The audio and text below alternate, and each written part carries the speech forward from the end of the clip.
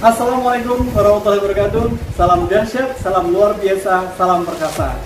Masih bersama saya Dr. Eko. Pada kesempatan video kali ini saya akan mencoba menjawab beberapa pertanyaan yang masuk baik lewat Japri, lewat WhatsApp ataupun beberapa yang inbox terkait dengan materi sebelumnya, bagaimana mengoptimalkan potensi genetik broiler modern agar situasi yang ada di lapangan, yang ada di lingkungan, yang ada di kandang-kandang kita, apa yang dimiliki potensi tersebut bisa terekspresikan dengan semaksimal mungkin.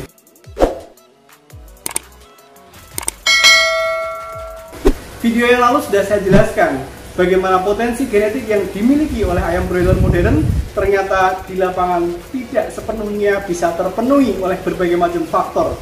Dan beberapa yang inbox menanyakan bagaimana kita bisa mengoptimalkan potensi genetik broiler modern ketika musim penghujan.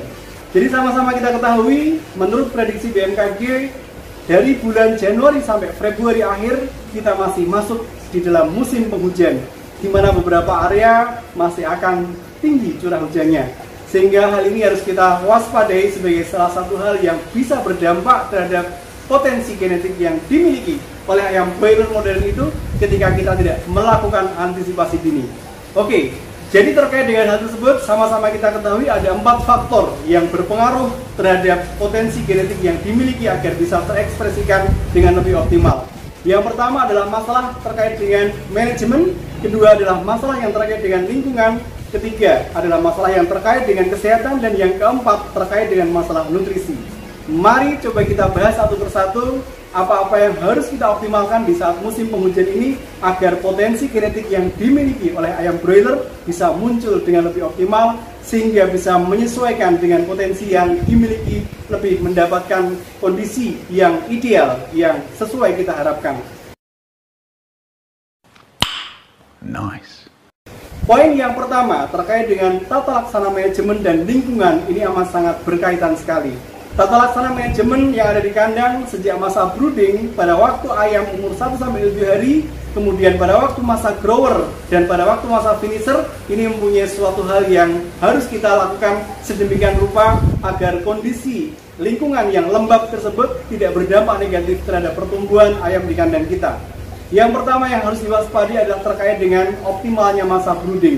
Di musim hujan ini perlu adanya tambahan-tambahan perlakuan tertentu agar kondisi brooding itu bisa lebih tercapai. Contohnya, dengan memperhatikan situasi dan kondisi yang mana di musim hujan ini lebih lembab, maka kita perlu mungkin pemanas kita harus kita sesuaikan.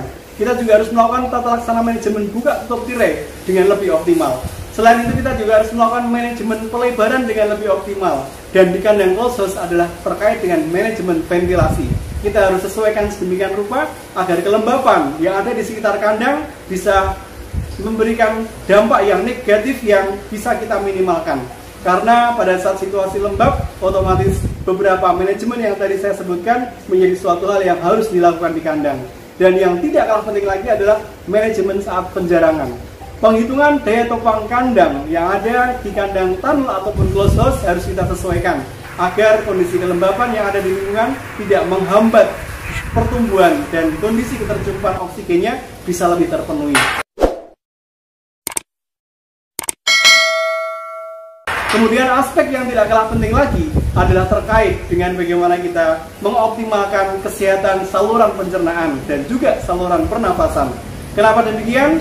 Pada situasi musim hujan di mana kelembapannya tinggi, maka kondisi anaerob di mana kandungan udara segarnya rendah ketika kelembapan tinggi ini akan memicu munculnya mikroba anaerob yang tadinya bersifat bisa diantisipasi oleh ayam, lama-lama dalam kondisi tertentu akan menyebabkan pertumbuhan yang lebih pesat dan ini bisa membahayakan kesehatan ayam.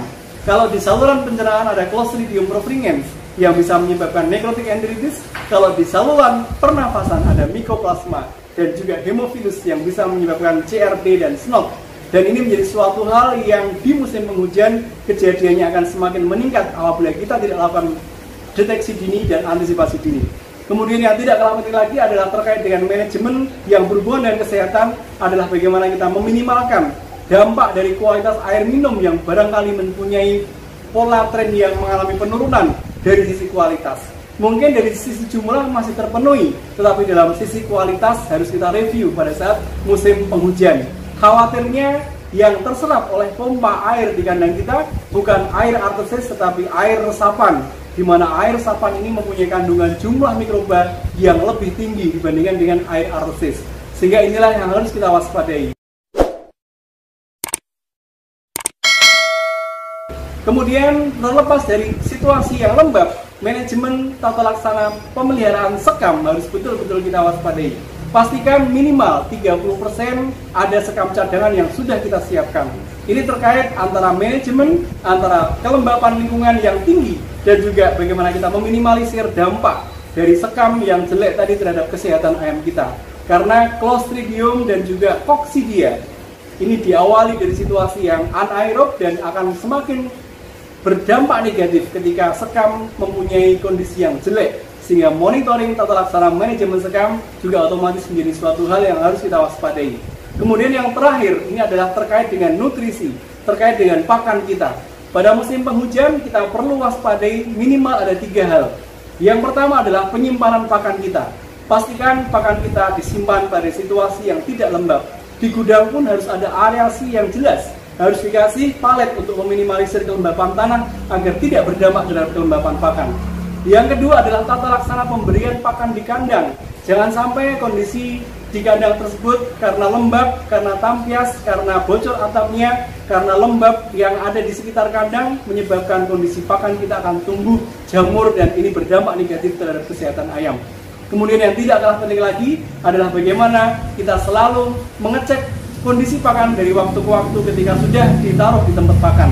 Karena semakin tinggi kelembapan, maka kondisi pakan tersebut akan mengalami kondisi di mana tingkat kerapuannya akan meningkat.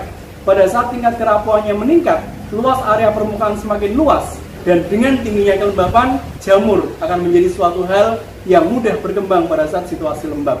Dari 4 faktor tersebut sudah kita bahas satu persatu, tentunya semuanya harus kita review agar di masa penghujan ini 4 hal itu bisa kita identifikasi lebih rinci sehingga potensi genetik yang dimiliki oleh broiler ini bisa muncul optimal, sehingga dampak-dampak situasi yang ada di musim hujan bisa kita tekan semaksimal mungkin dan kita akan mendapatkan performa yang tetap optimal walaupun situasi dalam kondisi curah hujan yang tinggi dari waktu ke waktu.